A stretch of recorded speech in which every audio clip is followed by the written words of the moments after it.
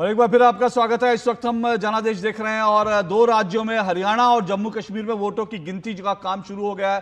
Postal ballot जो है गिने जा रहे हैं और उसके बाद जो है तमाम वोटों की गिनती होगी और कुछ ही देर में रुझान और नतीजे हमारे सामने आ जाएंगे। केंद्रीय मंत्री गिरिराज सिंह जो है एग्जिट पोल के बाद उसके बाद आज सुबह उन्होंने क्या कहा, अब जबकि वोटों की गिनती शुरू हो गई है। एक बार जरा सुन लेते हैं गिरिराज सिंह को और उसके बाद हम आपको बताएंगे क्या रुझान हमें मिल रहे हैं। जी हाँ, सुनिए गिरिराज सिंह को।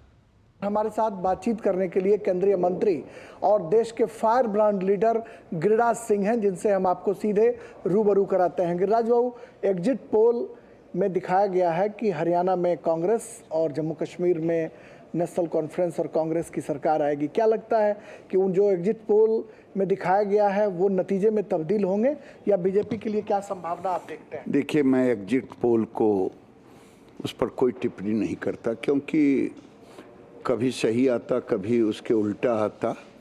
लेकिन मैं इतना कहूँगा कि हरियाणा में कांग्रेस कहाँ लड़ रही है? किसने कहा कांग्रेस लड़ रही है? वो तो कांग्रेस हुड्डा कांग्रेस लड़ रही है, इसलिए कांग्रेस वहाँ नहीं लड़ रही है और इस ईमानदारी को स्वीकारना चाहिए। हिम्मत नहीं रहा खड़गे साहब का और राहुल जी को कि उसके आगे घुटने टेक दिए, शैलजा को दरकिनार कर दिया।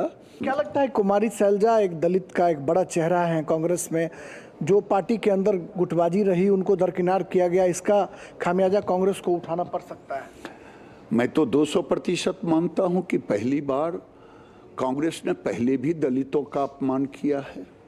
यही हुड्डा के समय में रौन दिया गया और इस बार भी पॉलिटिकली रौन दिया गया और यहाँ भी भारतीय जनता पार्टी की जीत होगी, कांग्रेस तो है ही नहीं।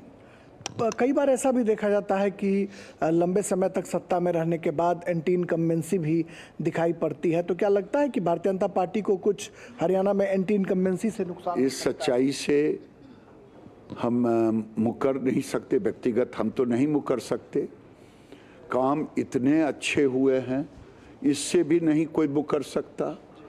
जो आज तक नहीं हुआ सो हरियाणा में मनोहर लाल खट्टर जी और सैनी जी की सरकार ने की। जम्मू कश्मीर में धारा 370 हटने और 35A हटने के बाद एक उम्मीद की किरण जो है वो भारतीय जनता पार्टी के लिए दिखाई पड़ रही थी, लेकिन एग्जिट पोल के जो नतीजे हैं वो विपरीत दिखाई पड़ रहे हैं।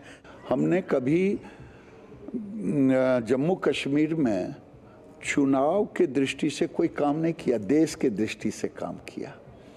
और ये जो टुकड़े टुकड़े गैंग जो आज आप टीवी पर देख रहे हैं कि मुफ्ती भी, खड़गे भी और फारूक भी सब एक हो रहे हैं, तो ये टुकड़े टुकड़े गैंग क्या है? ये पत्थरबाजों के समर्थक हैं, ये पाकिस्तान के समर्थक हैं, ये देश में वादा कर रहे हैं कश्मीर के भाइयों को कि 370 फिर हम लाएंगे और राहुल गांधी घुटने टेक दिए हैं।